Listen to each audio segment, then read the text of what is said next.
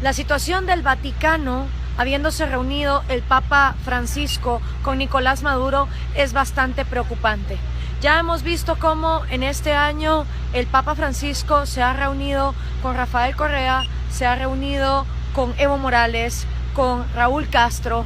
y no hemos visto por parte del Vaticano tomar con seriedad la cantidad de violaciones a los derechos humanos principales que en estos países se están violando constantemente. Hablo del derecho a la vida, de la cantidad de presos políticos que existen en Cuba y en Venezuela. Hablo del derecho a la propiedad privada, donde la gente en estos países ha sido arrancada y despojada de los recursos y del fruto que con el sudor de su frente han tratado de sacar a sus familias adelante. Y por supuesto hablo también del derecho de todo ser humano a la libertad de expresión, que constantemente y específicamente Rafael Correa ha atentado, cerrando medios de comunicación, metiéndole militares, intimidando periodistas hasta que estos han tenido que abandonar el país. Es realmente vergonzoso cómo el Papa Francisco recibe a estos dictadores del socialismo del siglo XXI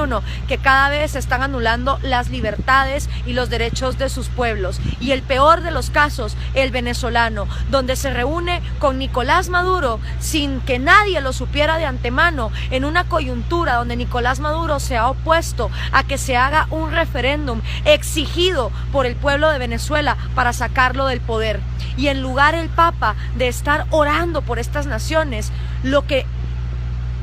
estas naciones realmente necesitarían es una condena oficial y una condena real por parte del Vaticano, porque si bien es cierto, los principios cristianos llaman a que todo individuo es merecedor de una vida digna, de sus libertades y de su propiedad, del fruto de su esfuerzo. Esos son valores con los que los cristianos comulgan. Y cuando vemos a un papa que se rehúsa a reunirse con las damas de blanco, mujeres que son golpeadas, vapuleadas y llevadas a prisión por tratar de entrar a la Iglesia Católica en la isla de Cuba, y que con ellas no se reúne, pero sí se reúne con dictadores como Raúl Castro, y no tienen ningún reparo en decir algo en contra de todos los años y las décadas en que esa isla no ha habido libertad, realmente es vergonzoso. También es vergonzoso que el Papa Francisco condene el mercado, cuando el mercado no es más que la voluntad de miles de individuos comerciando